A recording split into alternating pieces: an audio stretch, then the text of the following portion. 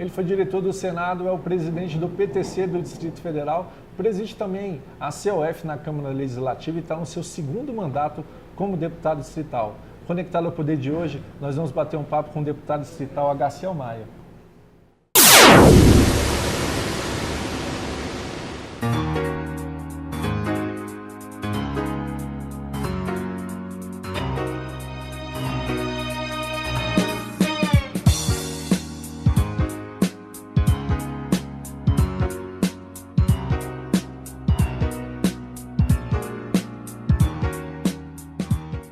Deputado Agaciel Maia, obrigado por estar aqui no Conectado ao Poder mais uma vez. Primeira vez aqui na televisão, né, deputado?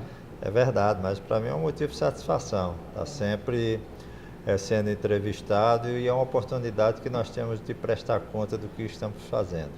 Eu sou fã do deputado Agaciel Maia. No passado nós tivemos alguns contatos e ele sempre foi essa pessoa que vocês estão vendo. Vocês estão assistindo, vocês estão vendo. Uma pessoa calma, serena. E esse é o deputado Agaciel Maia. Poucas pessoas entendem o que é ser o diretor do Senado. Foi o que ele foi.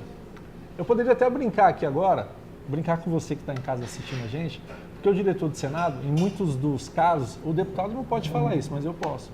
Ele tem mais poder do que muitos dos senadores, os senadores do baixo clero.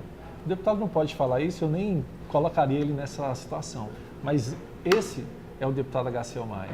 Deputado, tem um projeto do senhor que me chama muita atenção. Nós já chegamos a conversar com ele em outras ocasiões, que é o projeto voltado para o esporte, para a juventude. Eu queria aproveitar essa ocasião para o senhor explicar para a gente como é que funciona. A importância que se tem, hoje o futebol é o esporte mais organizado porque nós temos início, meio e fim e as regras são definidas. O que nós precisamos aqui em Brasília, principalmente ter uma vocação esportiva muito forte e tem o fato de revelarmos esporadicamente alguns jogadores ou alguns jogadores de vôlei ou alguns lutadores, é que nós não temos uma continuidade. Os projetos daqui de Brasília são projetos que vêm e desaparecem. A minha proposição é a gente fazer uma política de esporte com começo, meio e fim, tá certo? Onde todos saibam, seja praticantes de Kung Fu, de artes marciais ou de futebol, todos tenham, pelo menos com um ano de antecedência, esse cronograma, que aí permite que você revele os talentos que tem em Brasília, que muitas vezes existem, mas passam e não são descobertos. Então, esse projeto nosso visa exatamente isso, dar oportunidade a todos, principalmente das áreas mais vulneráveis, que é a população mais carente, que às vezes tem talentos nessa área, mas não tem acesso. E esse projeto visa exatamente dar esse acesso. É bacana porque esse projeto ele acaba abraçando várias modalidades e o Distrito Federal acabou perdendo uma grande possibilidade, uma grande oportunidade com a criação dessas vilas olímpicas. Nós estamos no ano de 2016, o ano das Olimpíadas no país, nós acabamos desperdiçando, de certa forma, né, esse evento que está vindo para o nosso país. É a organização e a continuidade. Não pode o governo que entra desmanchar o que o governo anterior fez para poder ter sua marca. Culturalmente e politicamente no Brasil, isso acontece muito. O sujeito tem bons projetos, você tem que manter. O que está errado você tem que extirpar, acabar. O que é bom você tem que manter e tem que melhorar o que é bom. Mas nós, culturalmente, na política acontece demais isso. Tem projetos bons que precisam ser continuados, mas como é um governo novo, a tendência é acabar. As vilas olímpicas é um exemplo disso. Mas o governador ficou compromissado e nós estamos com a Vila Olímpica de Planaltina, tá certo? Que está os recursos e o objetivo nosso é terminarmos a vila, porque dá oportunidade à comunidade de praticar o esporte, não só de praticar, como também de ter visibilidade. Essa de Planaltina é a única que não foi concluída ainda, né? Aqui no DF. Exatamente, falta recurso, é muito burocratizado, o problema de Brasília é muito disso, né? A empresa que ganha a licitação, a segundo lugar, entra com recurso e fica essa corrida de obstáculo, como se fosse o cachorro correndo atrás do rabo. Nunca termina. Então há necessidade do governo fazer essa força-tarefa jurídica para concluir isso, definir quem realmente ganhou de acordo com a lei e estabelecer um cronograma para que a Vila Olímpica fique pronta. Deputado, eu queria que o senhor falasse um pouquinho para a gente também sobre o projeto do Jovem Candango. Na década de 80, nós criamos um programa de aprendizes gráficos. Pegavam os meninos da rua e ensinavam a profissão de gráfico. Nós tiramos 2.500 jovens das ruas de Brasília, que hoje são profissionais, pai de família, os melhores gráficos de gráfica de alta tecnologia. Muitos se transformaram em militares, porque eram jovens que não tinham perspectiva. Ou ia para a droga ou ia para a marginalidade. Muitos deles me encontram e dizem, não chama de deputado, doutor Garcel, se não fosse o senhor, eu tinha morrido ou estava preso. Esse projeto foi feito no Senado? Foi feito na gráfica do Senado, ainda na década de 80. E o meu sonho como deputado, no primeiro mandato, era construir esse programa Jovem Candango com amplitude maior, né? Nós temos 129 mil jovens que estudam em escolas públicas num horário e no outro fica na rua sem fazer nada. Quer dizer, ficou ociosos, né? Fica ocioso. Então fica para ser assediado pelo traficante, para ser convidado por alguém para roubar uma farmácia, um posto de gasolina, ou um trabalhador que desce cansado numa parada de ônibus e se desloca para sua casa. Então a concepção desse projeto do Jovem Candango, que era para chegarmos a 20 mil, hoje tem 2.200 jovens que estão trabalhando de carteira de trabalho assinada. Esse programa, só para concluir, esse programa é tão exitoso que o governo de São Paulo copiou. Aqui a Jovem Candango, lá ele copiou com o nome Jovem Vença e lançou com 100 mil garotos e garotas que de 14 a 18 anos estudam num horário e no outro vai aprender uma profissão de carteira de trabalho assinada. Espetacular. Você falou em torno de 2.000 jovens. Isso por ano? São 2.300 porque o jovem entra com 14 anos e só sai com 18. Tá certo?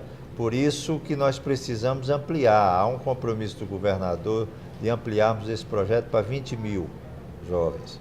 Então nós precisamos tirar o garoto da rua, tá certo? Dar uma oportunidade, uma qualificação profissional.